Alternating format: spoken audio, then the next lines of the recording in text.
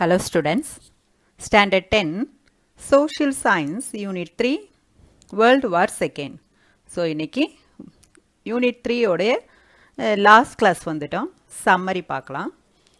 The war lasted from 1939 till 1945 and was fought in almost every part of the world, in Europe, Africa and the Asia Pacific.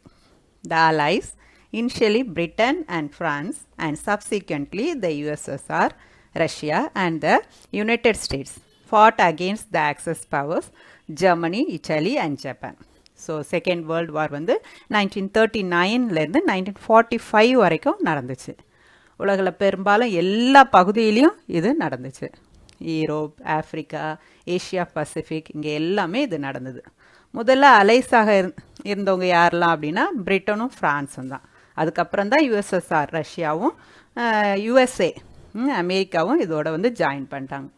Access பவரான Germany, Italy, ஜப்பானுக்கு எதிராக தான் இந்த அலைஸ்லாம் போரிட்டாங்க. Initially, both the German army in Europe and Japan in the East were very successful. However, after the United States with its enormous resources also joined the Allies, both Germany and Japan were defeated after many prolonged fightings. So, first Germany, Europe, Germany வந்து யூரோப்லையும், Japan வந்து east side, அதான் ஏஷியாவுடைய சைட்லேயும் சக்ஸஸ்ஃபுல்லாக இருந்தாங்க. ரொம்ப win பண்ணிகிட்டே இருந்தாங்க. இவங்க தான் பவர்ஃபுல்லாக இருந்தாங்க. ஜெர்மனி வந்து யூரோப்லேயும், ஜப்பான் வந்து ஈஸ்ட் சைட்லேயும் ரொம்ப சக்ஸஸ்ஃபுல்லாக இருந்தாங்க. யுஎஸ்ஏ வந்து அலைஸோட சேர்ந்த பிறகு தான் ஒரு நீண்ட போருக்கு அப்புறம் மெனி ப்ரொலாங்ட் வார்ஸ்க்கு அப்புறமா ஜெர்மனியும் ஜப்பானும் தோற்று போனாங்க. அப்படின்றப்போ அலைஸ் வந்து வின் பண்ணிட்டாங்க. சரிங்களா? Next The post-war world saw the rise of two powers, namely the United States and the USSR. Both countries were in the arms race, especially to build their nuclear weapons. Second world வாருக்கு பின்னாடி ரெண்டு super powers, ரெண்டு நாடுகள் வந்து ரொம்ப super பவர்ஸாக மாறிடுச்சு. என்னென்ன அப்படின்றப்போ உங்களுக்கே தெரியும், யுஎஸ்ஏயும் யுஎஸ்எஸ்ஆரும் இந்த ரெண்டும் வந்து மிகப்பெரிய சூப்பர் பவர் ஆகிட்டாங்க. எல்லா பவரோடையும் சூப்பர் பவர். இந்த ரெண்டு நாடுகளும் தங்களுக்குள்ளே அவங்களே சூப்பர் பவராக இருக்கும்போது என்ன ஆகுது, தங்களுக்குள்ளேயே அணு ஆயுத போட்டியில் இறங்கிடுறாங்க. நிறைய ஆயுதங்களை குமிச்சு வைக்க ஆரம்பிக்கிறாங்க. இதில் யார் நிறைய குமிச்சு வைக்கிறா, யார் ஆயுதங்களை நிறைய பண்ணுறா, படைபலம் யாருக்கு நிறைய இருக்குது அப்படின்னு சொல்லிட்டு அவங்களுக்குள்ளேயே ஒரு கோல்டு வார் நடந்துகிட்ருக்கு. ஓகே ஸ்டூடெண்ட்ஸ், நெக்ஸ்ட் நம்ம இப்போது அதனுடைய ஆப்ஜெக்டிவ் போயிடலாம். லெசன் 3 யூனிட் 3 ஆப்ஜெக்டிவ்ஸ் போயிடலாம். Choose the correct answer. When did the Japanese formally sign of their surrender? So Japan வந்து எப்போ வந்து அடிப்பணிஞ்சு சரண்டருக்கு சைன் பண்ணாங்க ஃபார்மலாக? Second September 1945. Second September 1945. 15th August 1945 என்ன பண்ணாங்க, நாகசாயியில் குண்டு போட்டாங்க. அதோட அவங்க சரண்டர் ஆகிட்டாங்க. செகண்ட் செப்டம்பர் 1945 சரண்டர் ஆகிட்டாங்க. Who initiated the formation of League of Nations? So league of நேஷன்ஸை ஆரம்பிக்கிறதுக்கு யாருடைய முயற்சி வந்து முதல்ல இருந்துச்சு? Woodrow Wilson. இவர் வந்து யுஎஸ் பிரசிடெண்ட் உட்ரோ வில்சனுடைய முயற்சி தான் இதுக்கு பக்கபலமாக இருந்தது. Where was the Japanese navy defeated by the US navy? Japanese நேவியை வந்து யுஎஸ் நேவி எந்த இடத்துல வின் பண்ணாங்க? Battle of Midway. இந்த இடத்துல ஜாப்பனீஸ் வந்து தோற்று போயிட்டாங்க, யுஎஸ் வந்து வின் பண்ணாங்க. Battle of Midway. Where did the US drop its first atomic bomb? First atomic பாமை வந்து எங்கே போட்டாங்க அப்படின்னு சொல்லும்போது ஹிரோஷிமா. ரொம்ப சீக்ரெட்டாக வச்சுருந்தாங்க அவங்களுடைய நியூக்ளியர் பாம் எல்லாம்.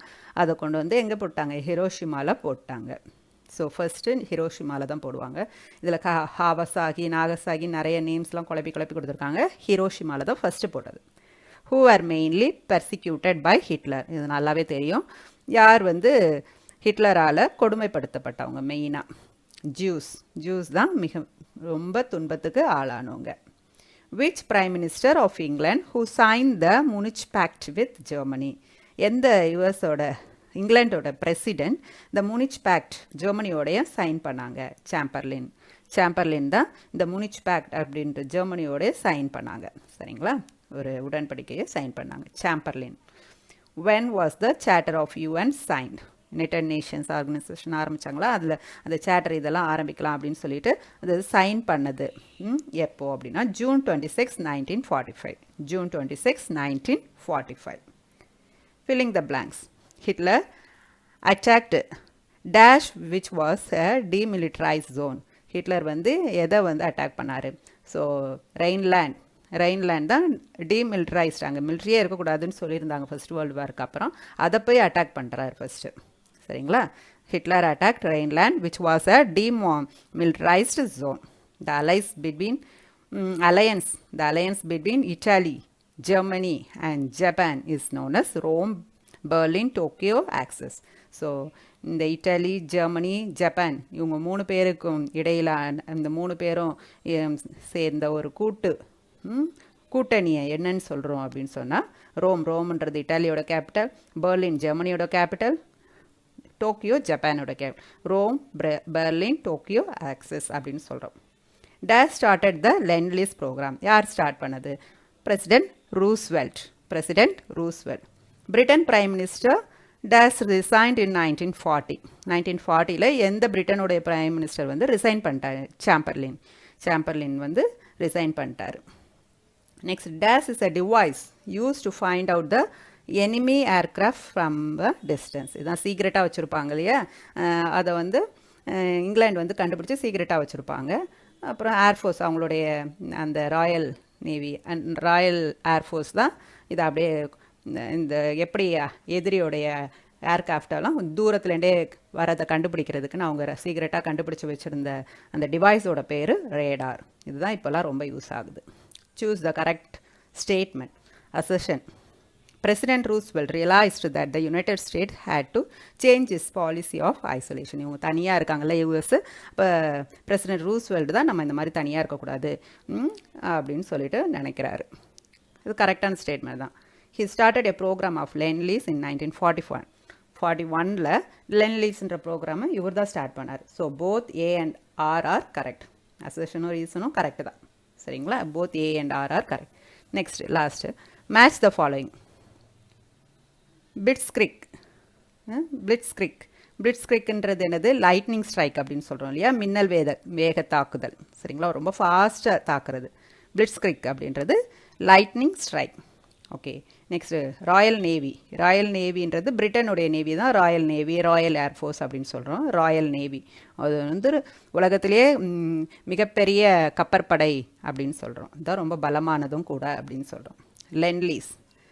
லெண்ட்-லீஸ் அப்படின்றது ரூஸ்வெல்ட் ஆரம்பித்தது. இது 2-3 கொஸ்டின்லேயே பார்த்துட்டோம். ரூஸ்வெல்ட். லெண்ட்-லீஸ் அப்படின்றது ரூஸ்வெல்ட்டோடைய மூளைகளை உதிச்ச ஒரு ப்ரோக்ராம். சரிங்களா, நெக்ஸ்ட்டு வோல்கா அப்படின்றது ஸ்டாலின்கிராடோடைய வோல்கான்றது ஒரு ரிவர் இல்லையா, அந்த ரிவரோட கரையில் தான் இந்த ஸ்டாலின்கிராடு சிட்டி வந்து இருந்துச்சு, எண்ணெய் வளமிக்க சிட்டி வந்து இருந்துச்சு. ஓகேங்களா, நெக்ஸ்ட்டு குவாடல்கேனல்ன்றது சாலமன் ஐலண்ட். இதெல்லாம் வந்து ஐலண்ட். சரிங்களா, அந்த சாலமன் ஐலண்ட்றது 4-5 ஐலண்ட் சேர்ந்தது, அதில் இருக்கிற ஒரு ஐலண்ட் தான் குவாடல்கேனல். ஓகே ஸ்டூடெண்ட்ஸ், இன்றைக்கி சம்மரி யூனிட் 3யோட சம்மரி பார்த்துட்டோம். நெக்ஸ்ட்டு 1 மார்க் ஆப்ஜெக்டிவ்ஸ் எல்லாம் பார்த்துட்டோம். Okay students, thank you.